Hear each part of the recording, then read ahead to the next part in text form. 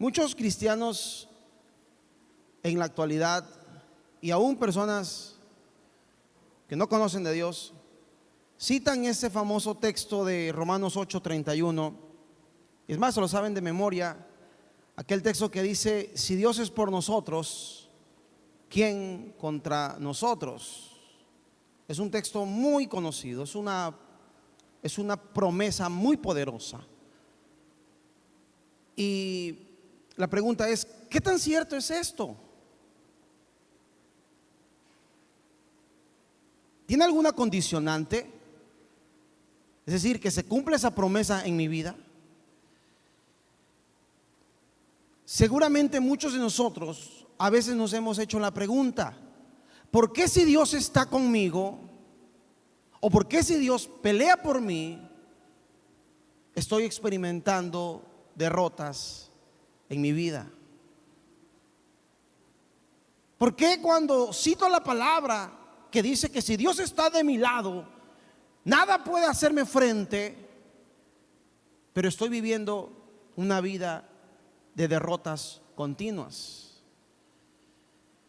Y esa pregunta también me vino a mi mente, y el Señor me lleva a esta historia muy interesante, de verdad, que tal vez usted la ha leído de pasada, pero hoy la vamos a estudiar, la vamos a meditar, la vamos a escudriñar para que sea Él enseñándonos hoy. El título de este mensaje es: ¿por qué las derrotas si caminamos, entre comillas, con Dios? Vayamos por favor a la primera carta de Samuel, capítulo 4. Primera carta de Samuel, capítulo 4. Aprovecho para darle la bienvenida a todas las personas que ya se están conectando a través de las redes sociales. Denle compartir para que otras personas puedan escuchar también la palabra de Dios y puedan ser bendecidas en esta mañana. ¿Sí? Primera carta de Samuel, capítulo 4. ¿Sí? Ok, antes de empezar a leer, quería brevemente hacerle una introducción de qué es lo que estaba pasando en estos momentos en el pueblo de Israel, en ese tiempo. Los primeros 3 capítulos de Samuel, nosotros vemos el milagro que Dios hizo en la vida de una mujer llamada Ana, que era estéril y que dio a luz a un niño llamado Samuel, niño que fue instruido en el templo, que fue dedicado totalmente a Dios, niño que fue constituido profeta de Dios. En ese tiempo el sumo sacerdote Elí era el que llevaba las ordenanzas en el templo, junto con sus hijos omnifines, aquellos hijos que se habían desviado, estaban sirviendo de forma indolente a Dios, y el pueblo vivía en una constante religiosidad, idolatría y pecado. Eran tiempos de oscuridad, tiempos donde aún estaban gobernando los jueces de Israel, los jueces que ejercían el poder de Dios, el favor de Dios estaba con ellos, y ellos son los que llevaban al pueblo y lo conducían al pueblo a hacer la voluntad de Dios. Y llegamos al capítulo 4 y empezamos a leer, por favor, el verso 1. Y dice allí: y Samuel habló a todo Israel. Ahora lea por favor el verso anterior del capítulo 3, verso 21 del capítulo 3. Dice allí: y Jehová volvió a aparecer en Silo, porque Jehová se manifestó a Samuel en Silo por la palabra de Jehová. Correcto. Y dice el verso 4: y Samuel habló a todo Israel. Yo le hago una pregunta a usted. Cuando un profeta en ese tiempo hablaba, escúcheme bien, hablaba lo que Dios le decía que tenía que hablar. Y por lo general, cuando Dios hablaba a través del profeta Samuel, era para exhortar al pueblo de Dios, escúcheme bien, a que se vuelva a Él, a que lo busque a Él, a que deje sus propios caminos y que se vuelvan a los caminos de Jehová.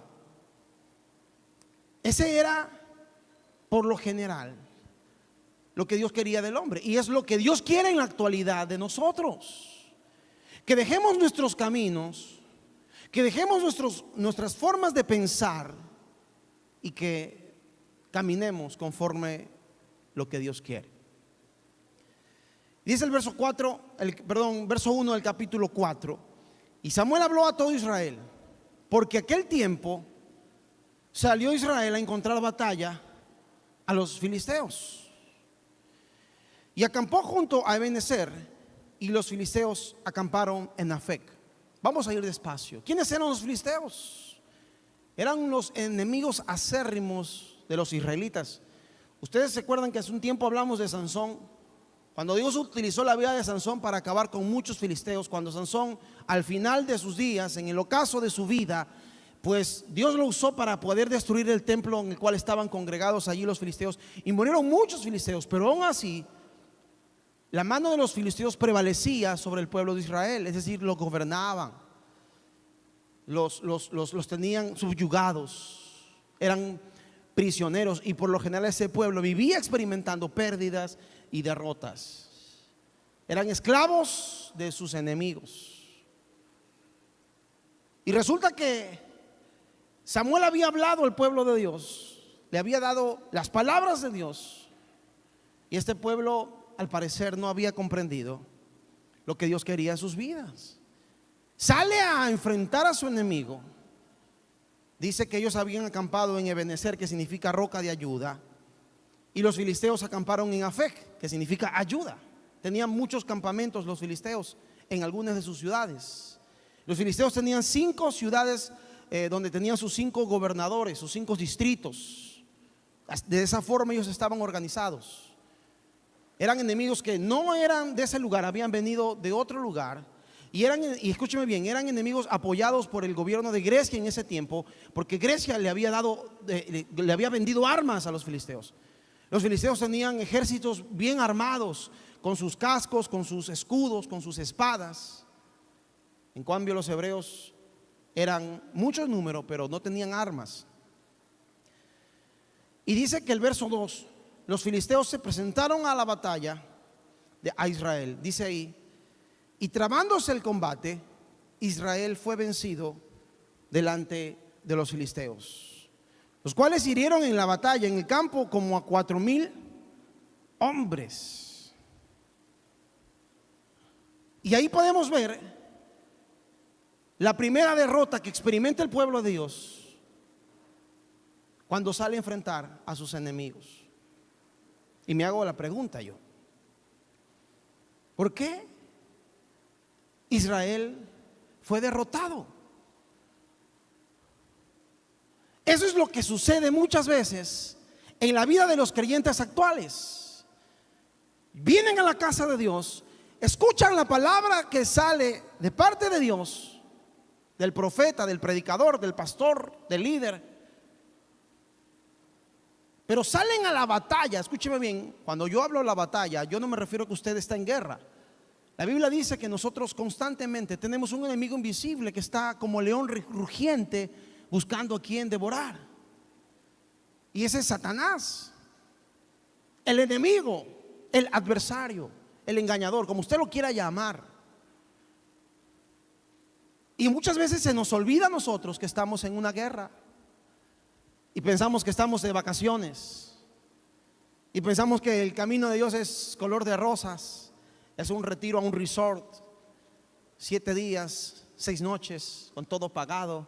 Estamos en el cielo y creemos que es una burbuja, un cuento de hadas el cristianismo, y nos olvidamos que estamos en una constante guerra donde hay un enemigo que quiere destruir nuestras vidas. Mira al que tienes a tu lado y dile: ¿sabías que hay alguien que te quiere destruir? No lo olvides. Y cuando eso sucede, por lo general el creyente baja la guardia, se duerme como muchos en la casa de Dios, se arrullan ahí, se apapachan bien en la silla y dejan que el aire les roce, y se empiezan solitos a dormir. Se dice: no, es la voz del pastor, que parece que contara un cuento de cuna. Pero escúcheme bien, regáleme 30 minutos, ponga toda la atención, porque lo que hoy no nos va a dar son herramientas que usted lo van a sacar de la derrota a la victoria. Y si usted quiere experimentar en su vida y quiere empezar a experimentar victorias, ponga mucha atención a lo que Dios me enseñó. Dice que Dios había hablado a través de Samuel. Aunque no lo dice allí lo que dijo, seguramente, como lo decía al inicio, Dios siempre habla para corregirnos, para poder encaminarnos. Dios cuando nos habla es porque nos quiere llevar en caminos de paz, de bendición. Lo dice Jeremías 9:27. Los planes que Dios tiene para nosotros son planes de paz, planes de bien, para darnos el fin que tanto anhelamos. ¿Cuántos dicen amén? Esos son los pensamientos de Dios. Eso es lo que Dios quiere en la vida del hombre. Entonces, ¿por qué experimentamos derrota, pastor? Dígalo conmigo. Cuando caminamos en desobediencia a la palabra de Dios.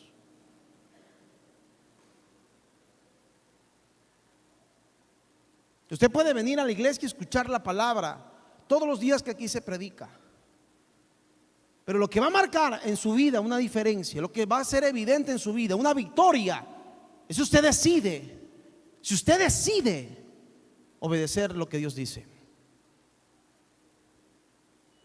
Entonces, ¿por qué entonces experimentamos derrotas caminando Dios con nosotros? ¿Por qué? Porque no obedecemos la palabra de Dios. Si yo no obedezco lo que Dios dice, le pregunto a usted, ¿estoy caminando en pecado? Pues sí. El pecado es todo aquello que se opone a la voluntad de Dios. Cuando nosotros no obedecemos a Dios, hacemos lo que nosotros pensamos, estamos caminando en pecado. ¿Está aquí, iglesia?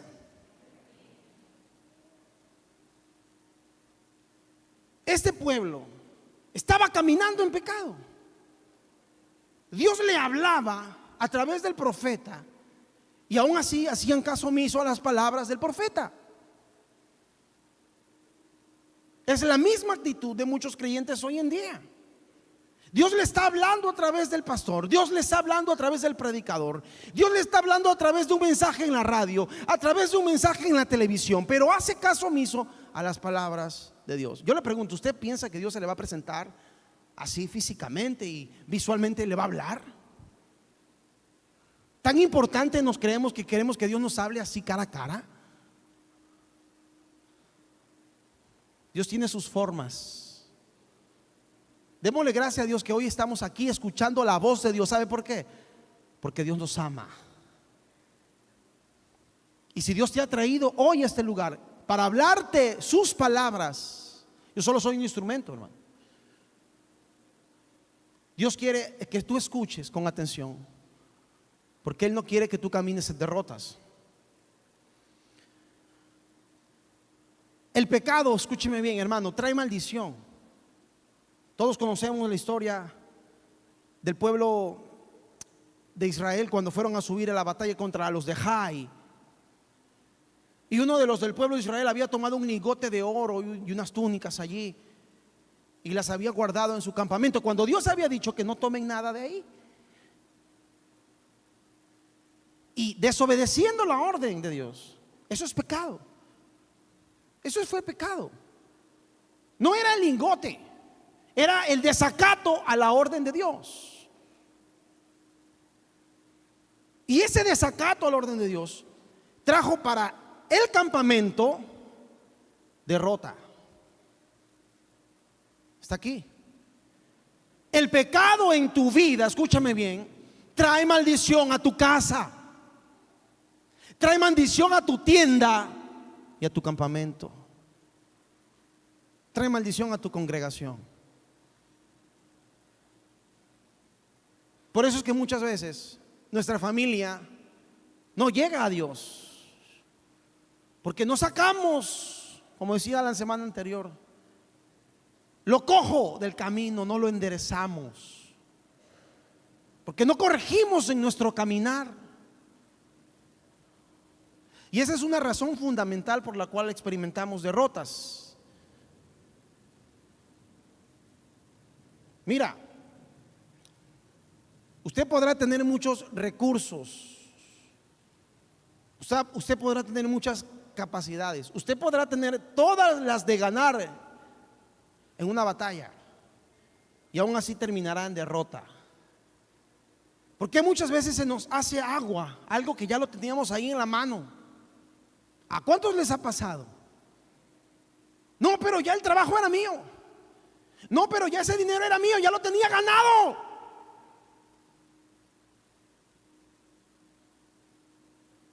Ese negocio era mío, estaba amarrado, ya estaba.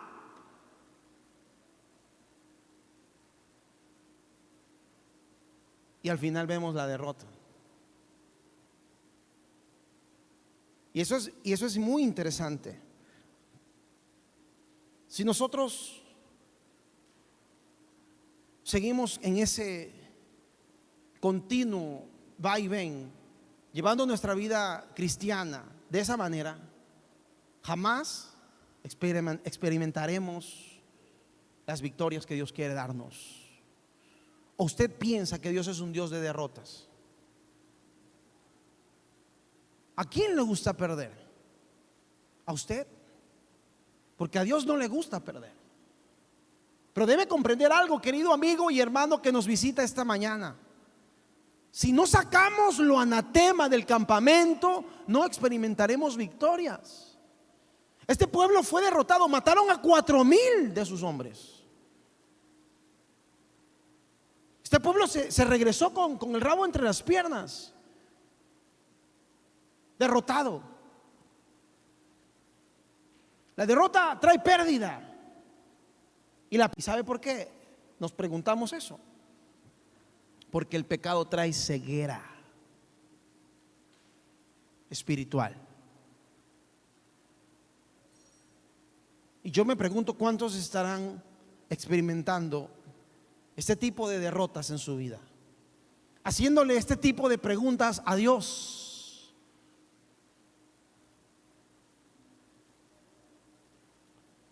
La pregunta es: ¿acaso es lo que Dios quiere para mí? ¿Por qué me llamaste, Dios? ¿Para vivir así de derrota en derrota? No, yo te llamé para darte victorias. Pero tú no has comprendido que debes aprender a caminar conforme mis palabras, conforme mi voluntad. Yo soy el buen pastor. Y cada vez que tú me encantas, Jehová es mi pastor, yo te digo, yo no soy tu pastor porque tú no te dejas pastorear. Jesús te dice hoy en día: mis ovejas oyen mi voz, yo las conozco, pero mis ovejas ¿qué hacen? Me siguen. Pero tú en cambio oyes mi voz y haces lo que a ti te parece. Tú no me sigues, tú no eres mi oveja y yo no soy tu pastor. Entonces no me reclames cuando vengan las derrotas en tu vida. Yo no sé cuántos alaban a Dios.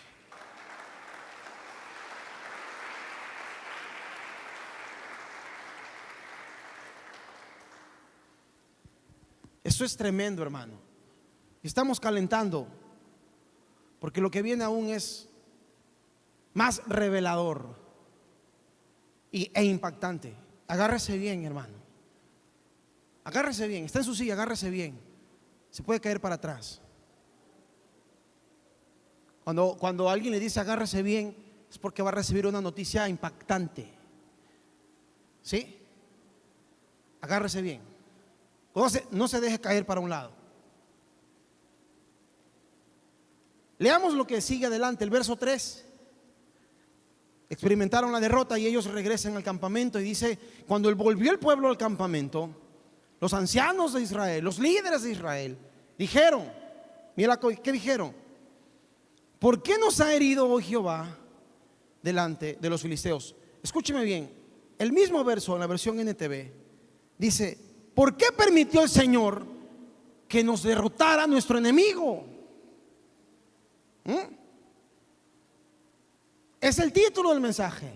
¿Por qué si caminamos con Dios estamos experimentando derrotas?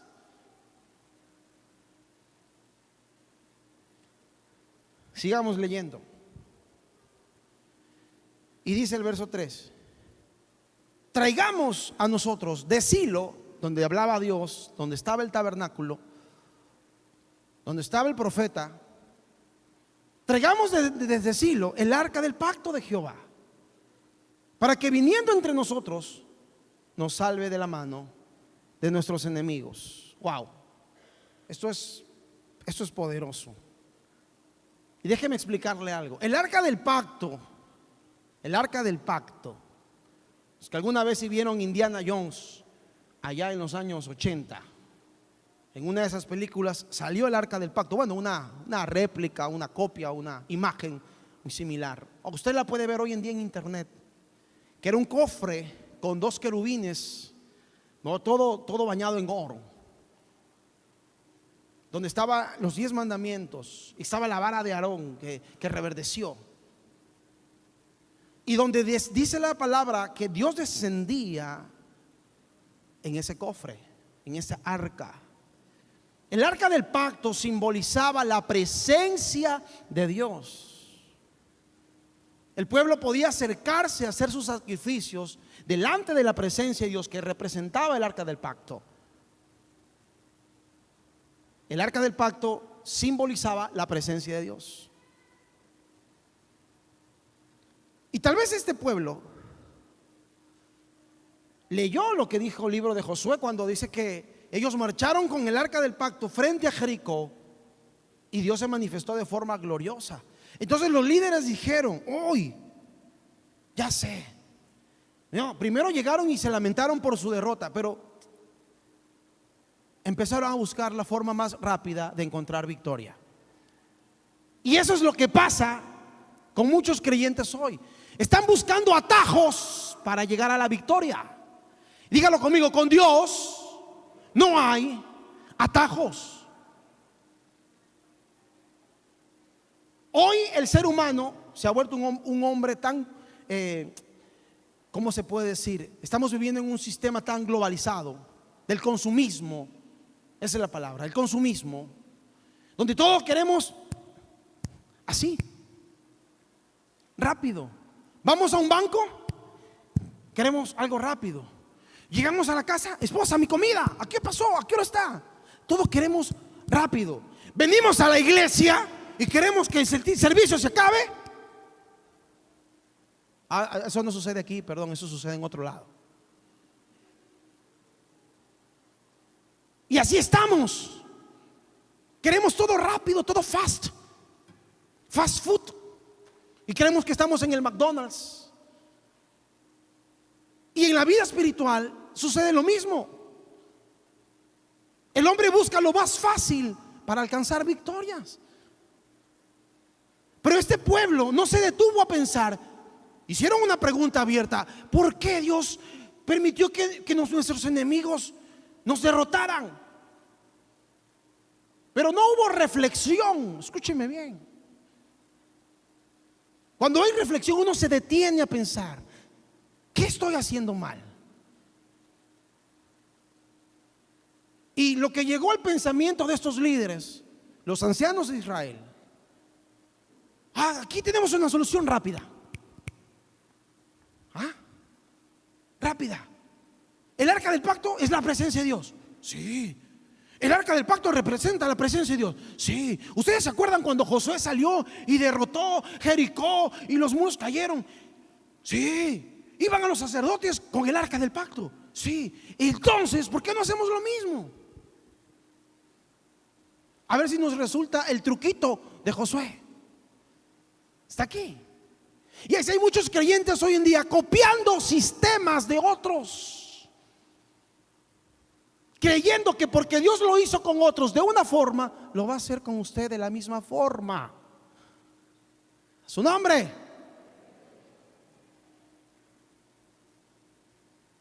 Pero Dios tiene multiformas. Su gracia es multiforme. ¿Está aquí, iglesia? Entonces no crea porque uno le resultó de esa forma, a usted le va a resultar de esa forma. Lo que pasa es que usted no está viendo lo interior porque se está fijando en lo exterior.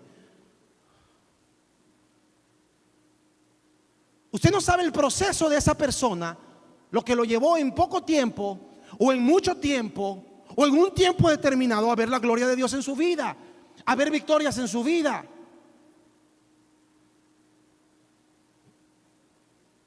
Dígalo conmigo, los procesos son diferentes, toman tiempos diferentes. Todos somos diferentes, aunque tenemos el mismo Dios. Trata con nosotros de forma diferente. Y este pueblo, escúcheme bien, empezó a poner su confianza en lo externo. ¿Qué es lo segundo? Escúcheme bien, que no permite que nosotros vivamos en victorias. ¿O qué es lo segundo? ¿O por qué? ¿Cuál es la segunda razón por la cual Dios permite que nosotros experimentemos derrotas en nuestra vida? Dígalo conmigo. Cuando vivimos una vida religiosa o cuando caemos en la religiosidad, es lo mismo. ¿Ah? ¿Cómo es eso, pastor? Vea, hay muchos creyentes que hoy en día ponen su confianza en lo externo. ¿Y qué significa eso?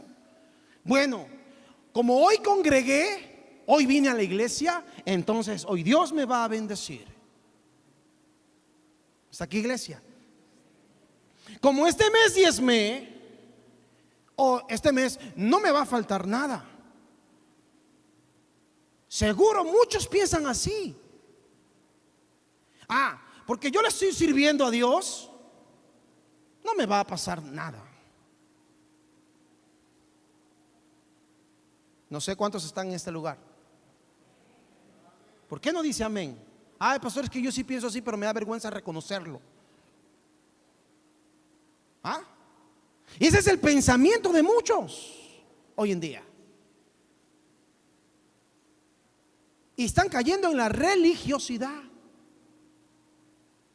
¿Sí o que cuando uno estaba en la religión y uno salía con su cruz de ceniza aquí, no erguía el pecho así, se sentía todo orgulloso que era uno devoto? No sé cuántos están aquí. Diga conmigo, sí, pastor, es así. Cuando uno iba a la iglesia un domingo, iba a misa, y salía de la misa, se sentía ya perdonado y se sentía más santo. Así hay muchos que porque llegan a la iglesia a escuchar la palabra, se creen más como los fariseos. Los fariseos eran hombres que exteriormente eran hombres piadosos, eran hombres que practicaban la ley, celosos de la ley, de la Torá, del Pentateuco. Diezmaban de todo, dice la escritura. Pero Jesús decía que eran ellos como sepulcros blanqueados, por dentro pintadito, ¿verdad?, de blanco, por fuera, perdón, y por dentro muerte, podredumbre. Y este pueblo y estos líderes estaban pensando de esa forma. Ellos no se detuvieron a pensar, ¿por qué estamos experimentando las derrotas? Dios nos está hablando a través de Samuel, pero no hacemos caso. Seguimos en lo mismo y estamos como el hámster en una ruedita. Escuche, parece que avanzáramos, pero no avanzamos. Pero nos estamos desgastando. Pero yo estoy haciendo, pero me estoy esforzando, sí, pero no está haciendo a ningún lugar.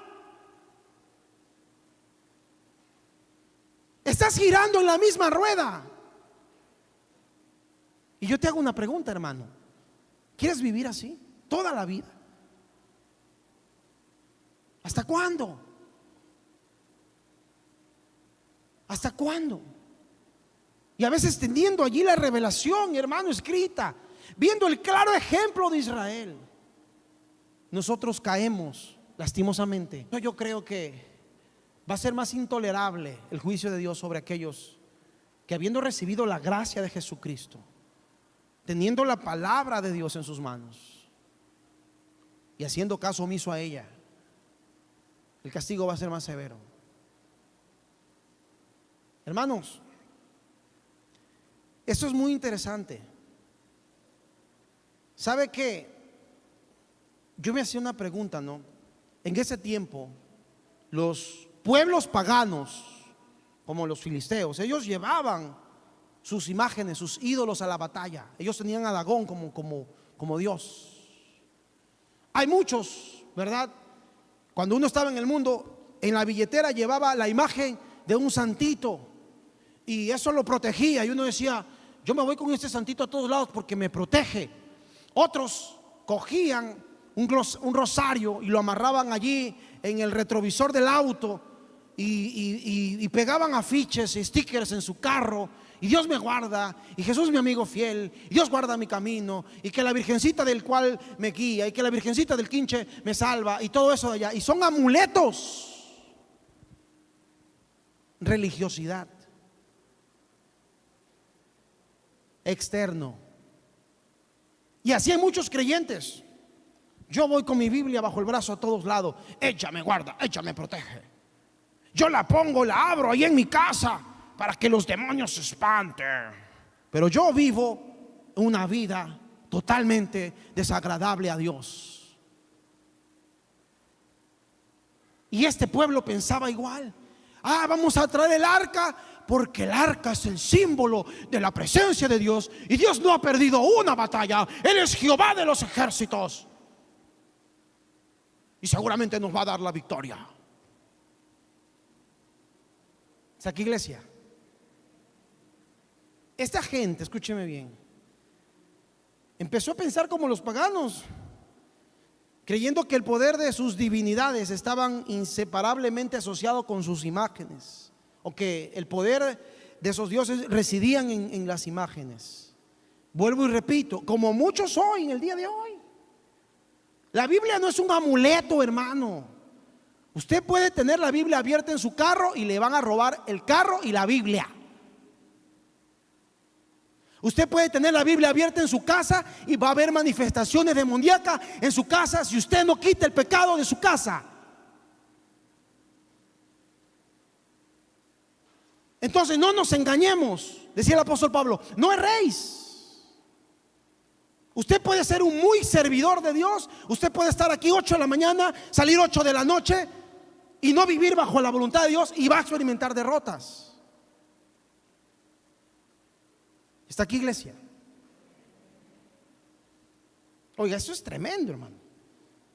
Yo no sé, yo ahora que yo cuando leía esto me quedaba así como anonadado, perplejo. ¡Wow! ¡Wow!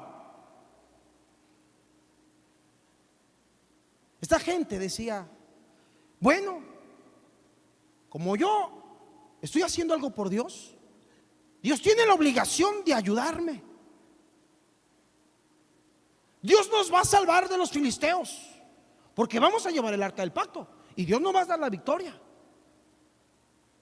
La pregunta es: ¿estaban confiando en el arca del pacto o estaban confiando en Dios? Y así hay muchos hoy en día. No, este mes yo diezmé, por lo tanto no me tiene que faltar nada. Y te estás fijando en lo exterior y no en lo interior. Y eso se llama religiosidad. Creemos que todo va a salir bien aun cuando llevamos una vida de apariencia. ¿Sí? La pregunta es: ¿cómo somos cuando nadie nos ve? ¿Cómo actuamos cuando no hay ningún hermano cerca de nosotros y pensamos que Dios no nos ve? ¿Qué pensamientos pasan por nuestra cabeza? ¿Qué estamos haciendo, iglesia?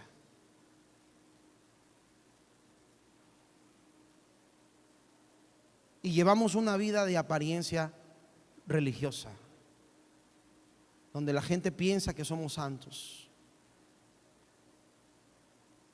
donde la gente piensa que soy espiritualmente maduro, sabio, y todo lo demás.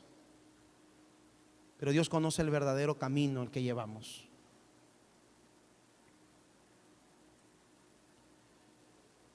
Este pueblo pensó eso.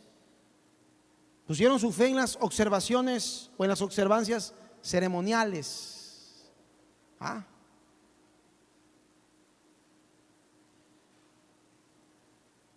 Pensaron que introducir el arca del pacto en el campo de batalla les aseguraría la victoria.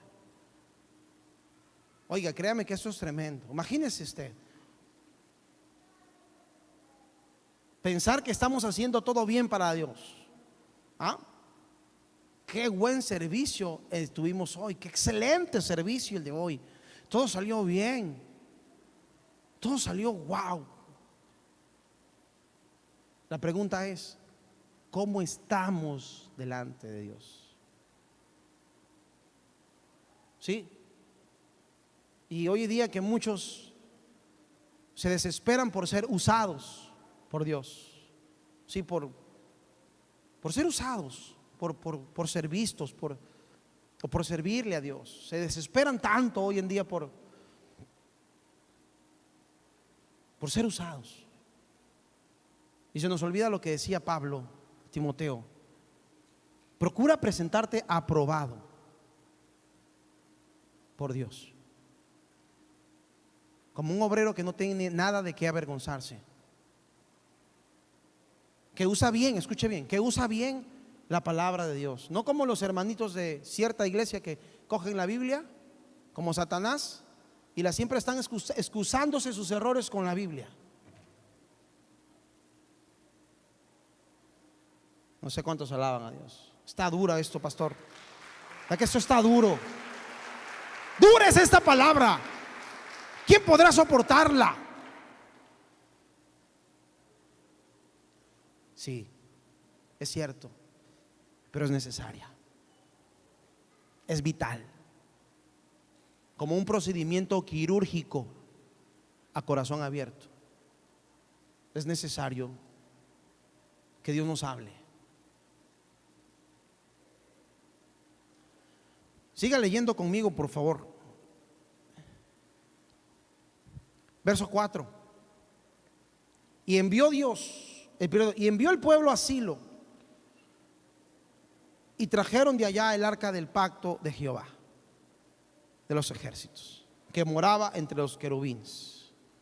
Y los dos hijos de Elí, Ofni y Fines, estaban allí con el arca del pacto de Dios. Eso es tremendo. A ver, ¿quiénes estaban allí con el arca? ¿Quiénes llevaban el arca? Los sacerdotes. Sí, los sacerdotes. ¿Estaban haciéndolo de forma correcta? Sí. ¿Era la forma como tenían que transportar el arca? Sí, correcto.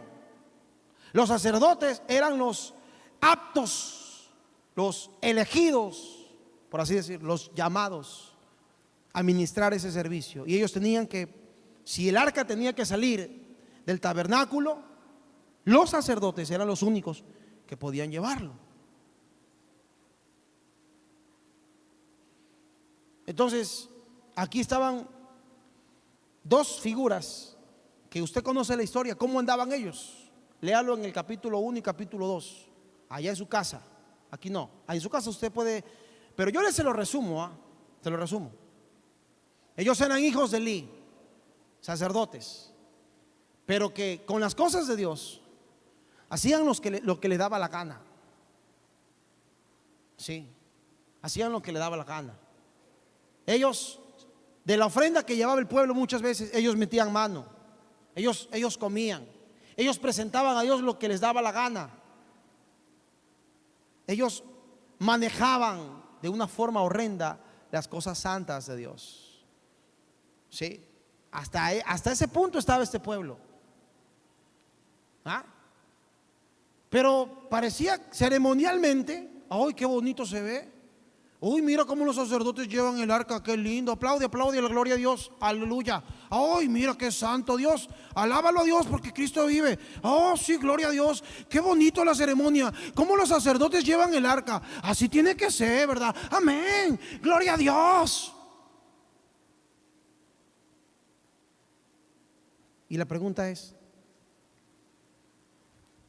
¿cómo caminaban esos sacerdotes, los que servían a Dios? No, por ahí ayer una hermana me dice, ay, uy, ay, uy, ¿viste lo que el pastor mandó en el grupo? Uy, qué fuerte, uy, qué duro, uy, esto no debe de ser así, ay, no. ¿Y por qué? Bueno, aquí creo que lo estamos aclarando, ¿no? Los que leímos el mensaje ayer. ¿Y sabe por qué? ¿Por qué experimentamos derrota? Escúcheme bien, para los que sirven a Dios. No solo los del altar, todos los que sirven a Dios. Podemos estar sirviendo a Dios de forma correcta. Ellos estaban llevando el arca de forma correcta, pero había una falsa devoción. ¿Sabe lo que es la devoción? Es el sentimiento, es la pasión con la que yo hago algo. Y esos sacerdotes, ceremonialmente o externamente, se veía todo bien, todo bonito. Pero estos sacerdotes, estos servidores, no tenían una devoción a Dios, porque no honraban a Dios. ¿Está escuchando? Decían que honraban a Dios, pero no lo honraban a Dios. No cuidaban las cosas de Dios. Ay, este cable, pásale encima nomás, no importa, si aquí la iglesia compra. Y ese parlante, nada, desconéctalo, págalo como sea, no importa. Oye, y ese aire, no, bájale el breaker, no importa.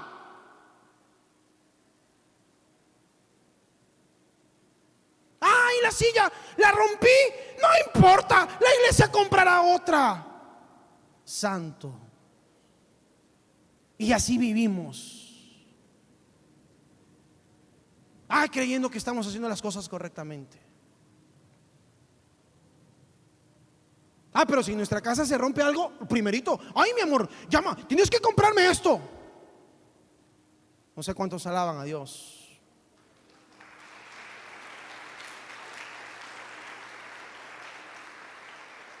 Hermano, yo sé que a usted no le gusta lo que le estoy diciendo. Yo lo sé, pero es la verdad. Y la verdad nos hace libres. Perdóneme si estoy siendo grosero. Perdóneme si me dejo llevar de la emoción, porque me embarga el celo a veces. Y las cosas de la casa de Dios son sagradas. ¿Saben por qué? Porque aquí desciende la presencia de Dios. Todo, desde el alfiler. Y tenemos que cuidarlo. Más que nuestras cosas. Escúcheme bien, más que nuestras cosas. Y vinimos, cantamos bien bonito. Se me cayó el micrófono. Se me cayó lo de acá. No cuidamos. ¿De qué sirve lo ceremonial si hay una falsa devoción? El Señor es mi pastor y nada me faltará. Oye, hermano, tú que cantas eso y le dices, Señor, te hago una pregunta, ¿tú lo honras a Dios? No, hermano, lo que pasa es que me salí bajo. Dios me entiende. Oye, pero qué bonito que cantas. Claro, tú sabes la gloria para Dios. Eso no pasa aquí, hermano, ¿verdad?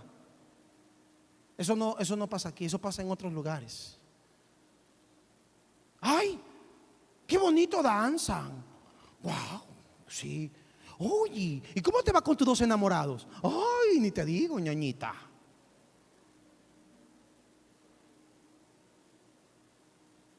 Y créame, hermano, que yo miraba esto y me quedaba perplejo.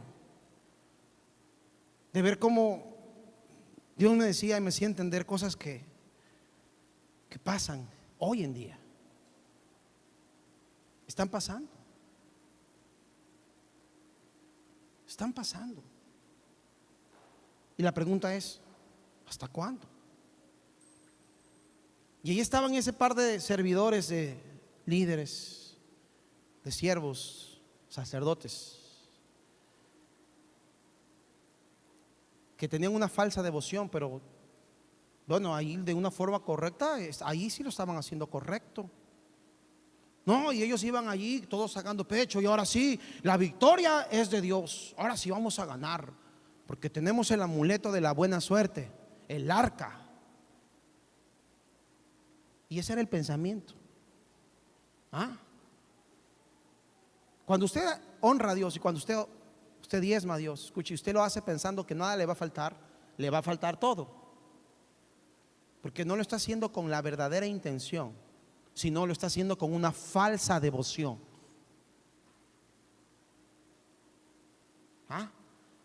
Y la gente hoy en día, ¿por qué cree que busca los atajos? Sigue buscando los atajos. Va y busca iglesias donde le dicen, solo pacta y Dios te va a prosperar. Así de rápido, como a ti te gustan las cosas. Metes 1000, que Dios te da 10,000. Entonces yo me voy a esa iglesia, porque esa Jesús nuestra fortaleza. Solo pobres, allí nunca hablan de prosperidad, ahí nunca hablan de que Dios me va a bendecir. Yo quiero escuchar que Dios me va a dar una casa, yo quiero escuchar que Dios me va a cambiar el carro. Pues para eso vaya a las fast food. Aquí se le va a hablar de salvación de su alma. No sé cuántos alaban a Cristo. Aquí se le va a hablar lo que Dios dice.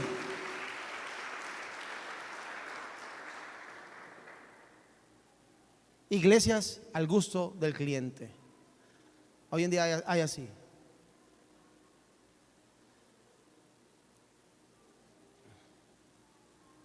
Mire lo que pasa allí en el verso 5.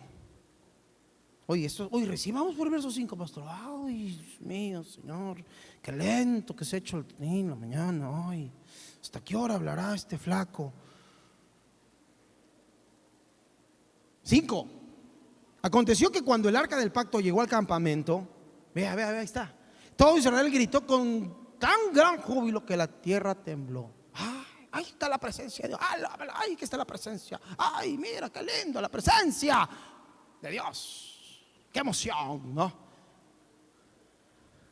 Una vez nos tocó ir a un aniversario de una iglesia. Me acuerdo que en esos años el pastor me mandaba a mí, me decía, ándate ahí con un grupo de hermanos, ándate a un aniversario que me invitaron a mí.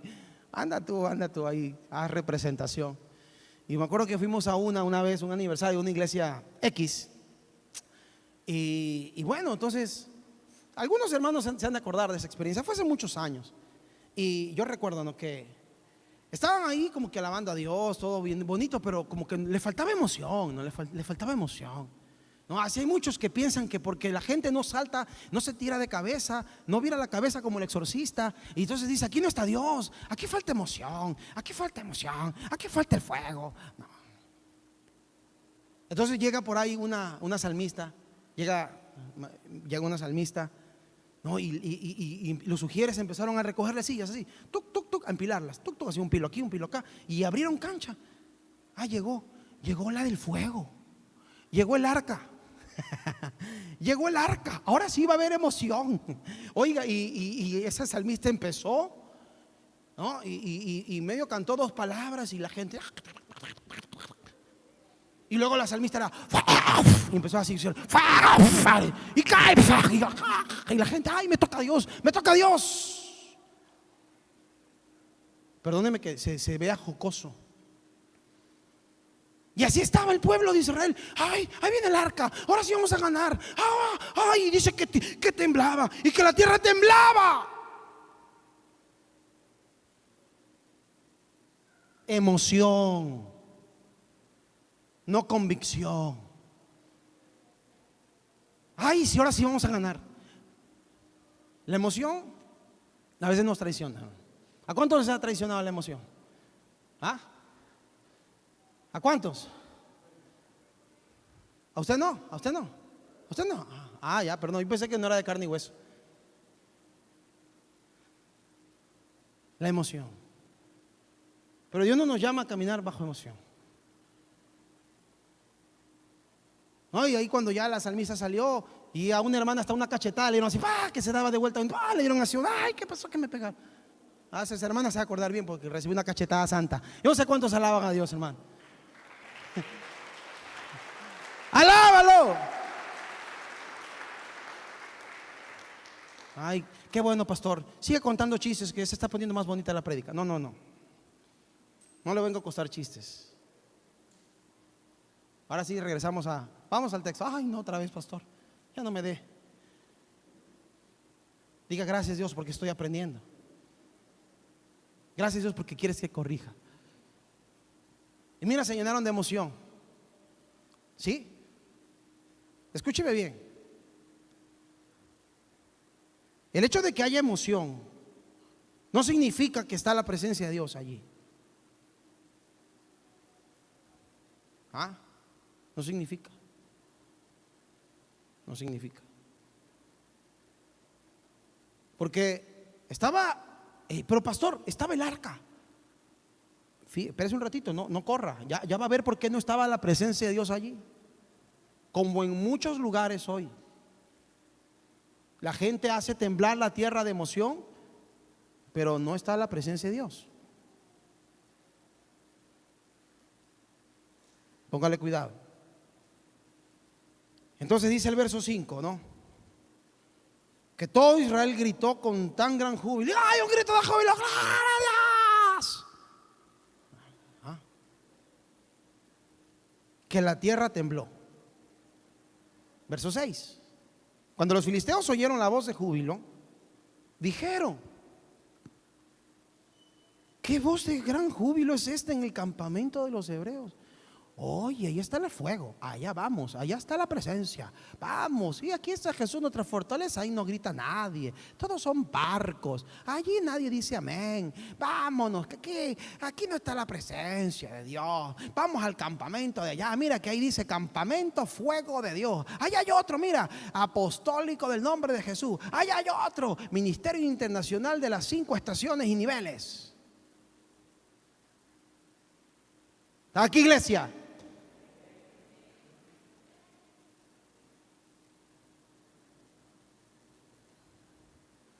Si eso se parece a la vida actual, perdóneme.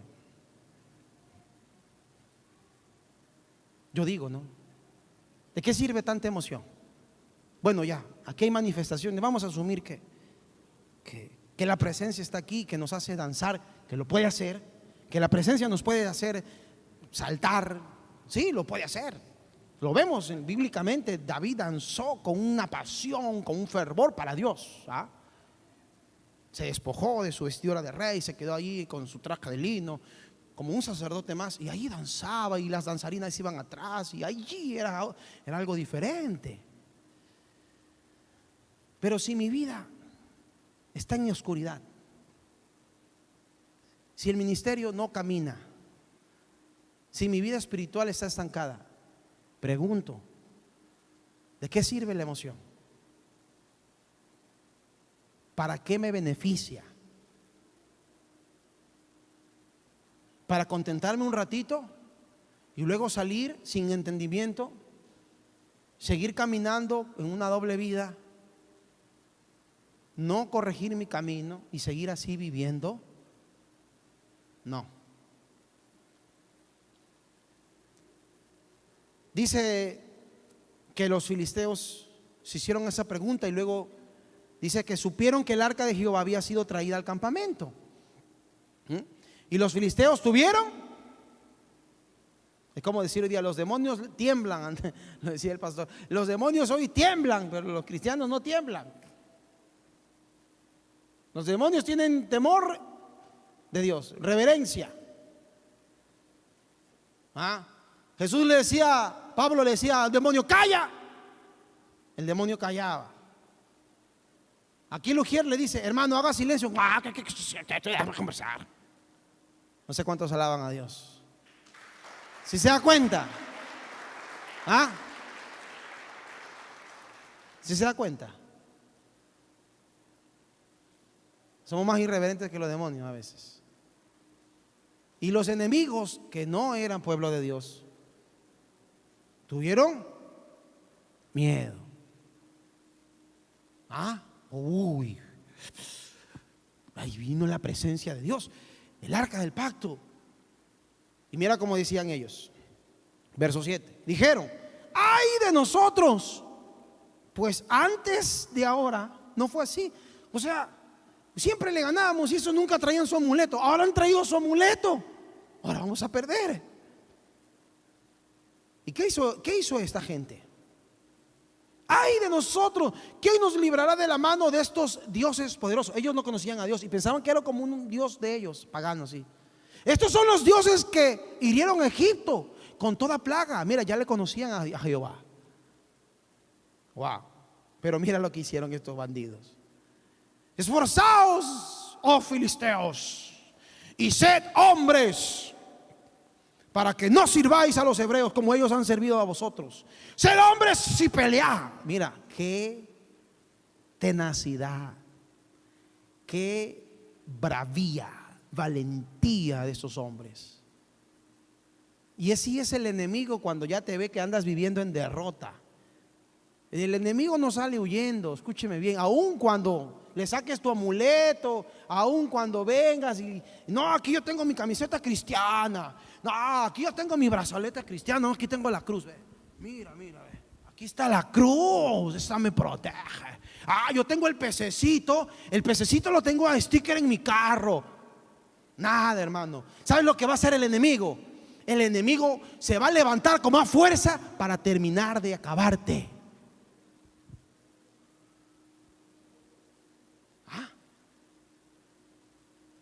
Pero hay una poderosa promesa: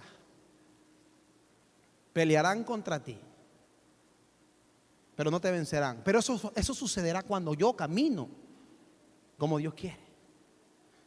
Esa promesa es para ti también, hermano.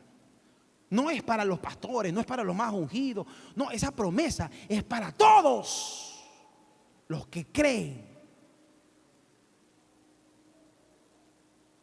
¿Cuántos creen? Entonces, si tú crees, muéstrame tus obras. ¿Cuántos alaban a Dios? Eso es lo que diría Santiago.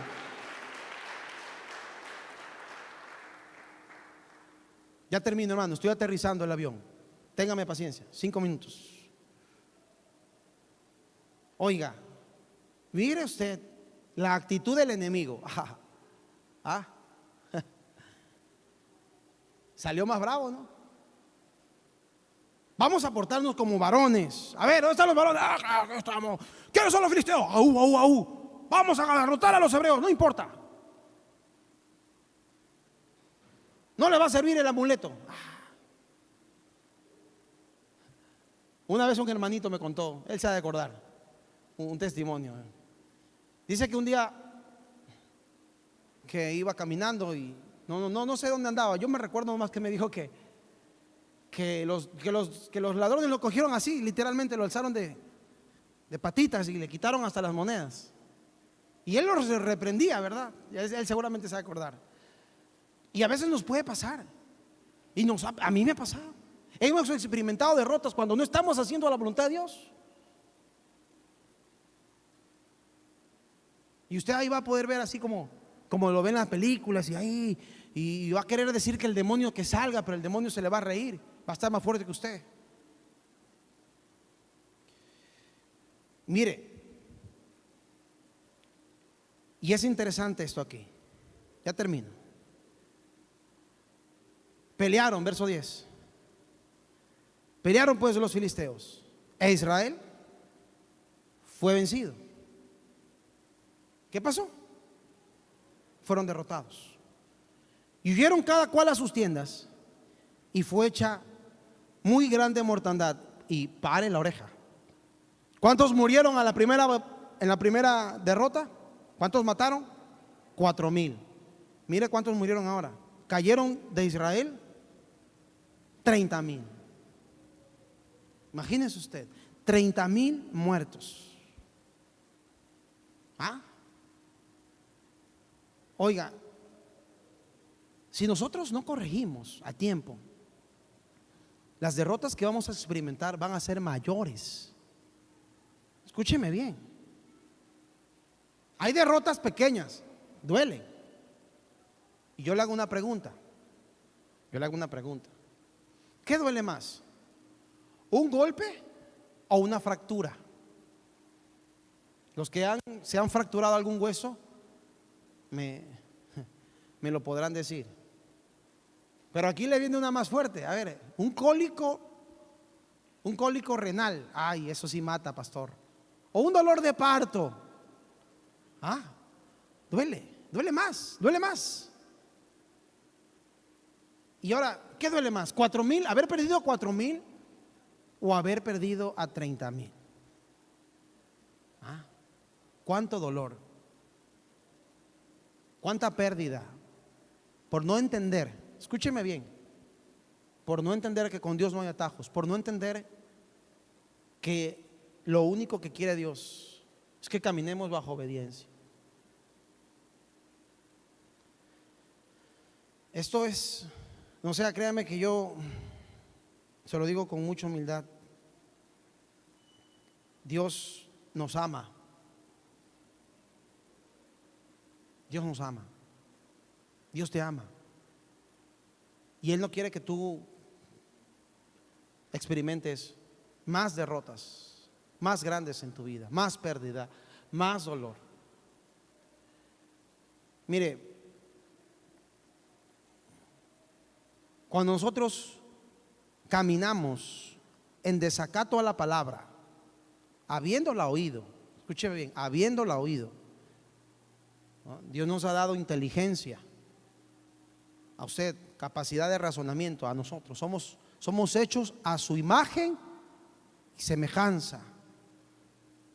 Entonces, cuando nosotros no decidimos, porque esto es una decisión, así de sencillo.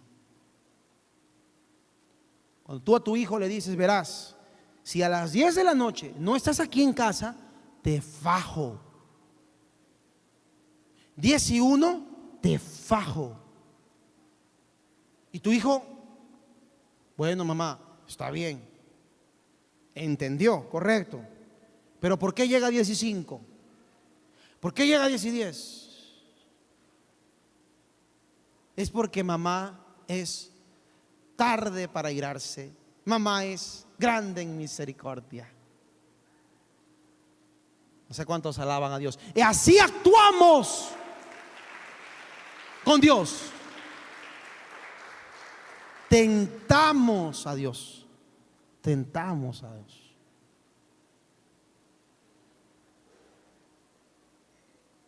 Yo leyendo esto, yo decía, Señor, ten misericordia de mí, no vaya a caer muerto ahí en el altar.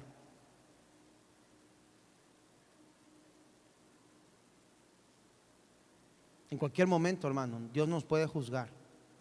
Y hasta ahí llegamos. Y se acabó el jueguito de Monopoly cristiano. Se acabó el juego de yo quiero ser cristiano. Se acabó. Y ese es el problema. Debemos de dejar de tomar el cristianismo como un juego. Debemos de comprender que vivimos una batalla constante y que hay un enemigo acérrimo que quiere destruir nuestras vidas. Cuando vivimos una vida religiosa, escuche bien, de apariencia, creyendo que lo que hacemos por o para Dios nos va a salvar, nos equivocamos gravemente. Y aun cuando servimos a Dios, tal vez de una forma correcta, pero con una falsa devoción, una falsa adoración, vamos a experimentar derrotas. Esa historia me pareció de verdad una de las historias más impactantes que he leído y que he podido ver cómo Dios obra con su pueblo. Créame, hermano, yo decido, usted decide a quién va a obedecer. o va a seguir obedeciendo a sus deseos, a sus impulsos, a lo que dice el mundo, o definitivamente voy a empezar a corregir mis pasos y empezaré a hacer la voluntad de Dios. Mire, de la noche a la mañana Israel se encontró, después de que los enemigos matan, dentro de esos 30,000 estaban los hijos de Elí, estaban los 2 hijos de Elí. Entonces llegó alguien ahí todo moribundo y le dijo: Elí, tus hijos murieron en combate. Elí, ay, de la sorpresa, se cayó para atrás, se desnucó y murió. La nuera de Elí estaba dando a luz uno de sus hijos y también murió. Y se cumplió lo que Dios le había decretado a través de un profeta y a través de Samuel a Elí, que iba a experimentar la derrota total en su vida y en su casa por haber sido permisivo con sus hijos. Y usted dirá: ay, pero Dios entonces fue avergonzado, pastor, porque la presencia de Dios, ¿qué pasó? ¿Qué pasó? ¿Y el arca? ¿Qué pasó? Usted lo va a poder leer y se lo resumo. Dios es Dios. Y la gloria Él siempre se la va a llevar. Al final, por estos pecados de este pueblo, sí, Dios permite que el arca sea tomada. Y vienen los filisteos como con un trono y dicen: aquí está el arca de Jehová, somos los victoriosos, la vamos a dejar aquí en nuestro templo de Dagón. Y al día siguiente Dagón amaneció sin cabeza. ¿Qué pasó? ¿Qué habrá sido? Amárrale, ponle el brujita, pégale la cabeza a Dagón. Y la dejaron otro día con el arca y Dagón apareció postrado así. Ay, ¿qué pasó con Dagón? Y así, cada día que pasaba, pobre Dagón ya estaba despedazado. Y empezaron a llenarse de tumores todos los filisteos. Eso es tremendo. Israel se encontró sin sacerdotes de la noche a la mañana, sin ninguna señal de la presencia de Dios, porque el arca representaba la presencia de Dios. ¿Y sabe qué es lo más penoso? Sin un lugar autorizado para el sacrificio, es decir, para adorar. Lo perdieron todo. No solo una guerra. Cuando nosotros como creyentes no entendemos lo que Dios quiere, vamos a perder todo. Vamos a terminar perdiéndolo todo. Al final, la captura del arca pues sí resultó humillante para los hebreos, pero escúcheme bien, pero trajo gloria a Jehová entre los filisteos, porque ellos presenciaron su poder sobre ellos y sobre sus dioses. Es hermosa esa historia. Termino con esto, hermano. Hoy nosotros debemos hacer una mirada, escúcheme bien, a nuestro interior, no fijarnos en nuestro exterior. Usted exteriormente se ve bonito, usted exteriormente sirve, usted exteriormente diezma, usted exteriormente puede hacer muchas cosas, pero deténgase un momento, analice, no busque los atajos. No, es que primero, si yo sirvo de líder aquí, luego ya me van a poner de líder acá. No, si así pasó con fulano. Sí. Y si después me ponen de líder aquí, ya me van a poner de líder acá. Así pasó con sutano. No busca atajos, porque Dios obra de muchas formas. Fijémonos cómo estamos caminando delante de Dios. Dejemos de fijarnos en lo que hacemos para Dios. Póngase sobre sus pies.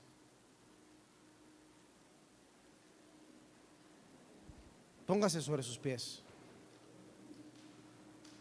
Y yo quería que usted,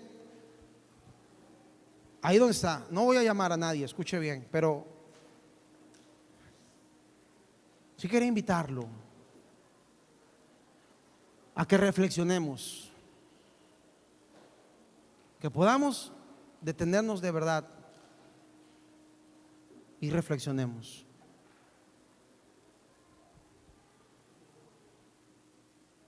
Y que podamos, hermano, de verdad,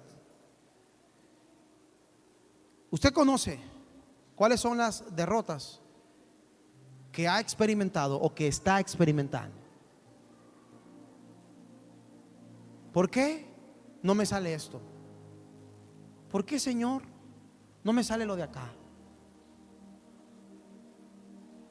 ¿Por qué me pasa esto con mis hijos? ¿Por qué me pasa esto en mi familia? ¿Por qué? ¿Qué estoy haciendo mal? Perfecto, usted está haciendo preguntas abiertas. Ahora haga preguntas más directas y háblele a su corazón y dígale: ¿por qué aún, corazón, no te sometes a Dios? ¿Por qué aún, corazón, te cuesta adorarlo a Dios de forma genuina? ¿Por qué, alma mía, por qué te abates reclamándole a Dios que todo lo que pasas es por culpa de Él? Porque Él lo permite, te dirá tu alma, te dirá tu carne, porque Dios es el culpable. Y no es así. ¿Por qué no hacemos una introspección y nos detenemos a pensar: ¿estoy haciendo la voluntad de Dios? Deja de pensar lo que haces para Dios. Deja de pensar la célula que lideras. Deja de pensar el instrumento que tocas. Deja de pensar la oración. Deja de pensar lo que sirves.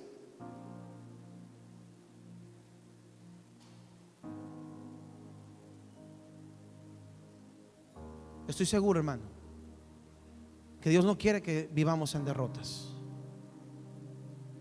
Las derrotas traen dolor, traen pérdida. No pongas tu confianza en un amuleto. No pienses que la Biblia es un amuleto. No te confundas. Ni pienses que porque tu servicio es correcto, pero tu vida no está correcta, vas a agradar a Dios. No caigamos en el error, hermanos. Créame que se lo digo de corazón. Yo quiero experimentar victorias. Ahora sé lo que tengo que hacer. Si Dios le habló a usted como me habló a mí, entonces pronto veremos un lugar lleno de testimonios de gloria, de poder.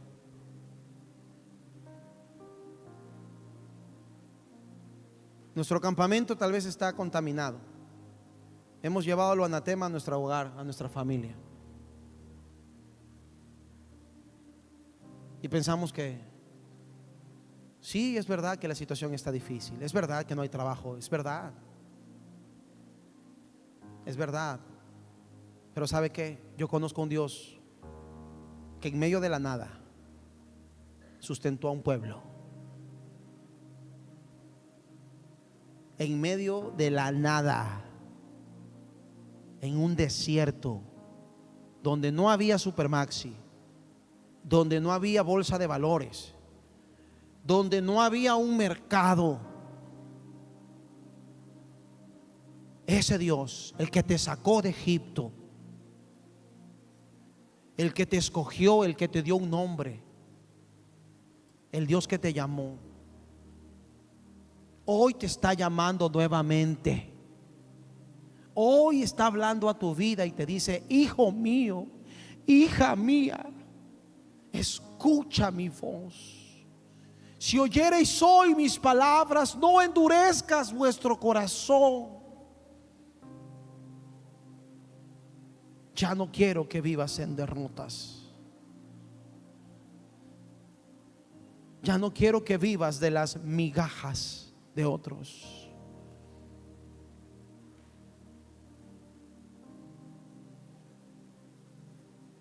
Entonces, ¿qué es lo que no hizo este pueblo? Lo que hoy nosotros vamos a hacer: arrepentirnos de todo corazón. Escúcheme bien, tomar una decisión. Bueno, hasta aquí viví así. Sí, hoy 12 de septiembre, hasta hoy viví así, con apariencia de religiosidad. Hasta hoy viví así, engañado. Pero hoy decido vivir diferente. Usted toma la decisión. Usted. Samuel habló, el pueblo escuchó, el pueblo decidió qué hacer. Hoy Dios ha hablado, Usted ha escuchado. Yo hoy le aconsejo que busque a Dios. Isaías dice: busquemos a Jehová mientras pueda ser hallado. ¿Sabe por qué? ¿Por qué mientras pueda ser hallado? Porque su tiempo en la tierra, cada día que pasa usted muere y yo también muero. Dejemos de pensar que cada día que pasa vivimos más y pensémoslo objetivamente. Cada día que pasa me queda menos tiempo en la tierra. Por eso decía el profeta: busquemos a Jehová mientras pueda ser hallado. Entonces, les invito a que tomen una decisión correcta para usted, para su esposa, para su hogar, para sus hijos y para sus generaciones. La mala decisión de Elí llevó que toda su casa experimente la derrota y la deshonra. Hoy vengo humillado ante ti, pido perdón por lo de ayer. Hoy reconozco que fallé, que viví mi tiempo ante ti de espalda. Mi alma clama por ti, Rey de los santos, te necesito.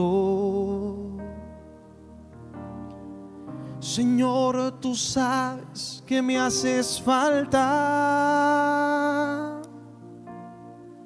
que sin ti mi vida no vale nada. Dígalo nuevamente, dígale al Señor: Señor, tú sabes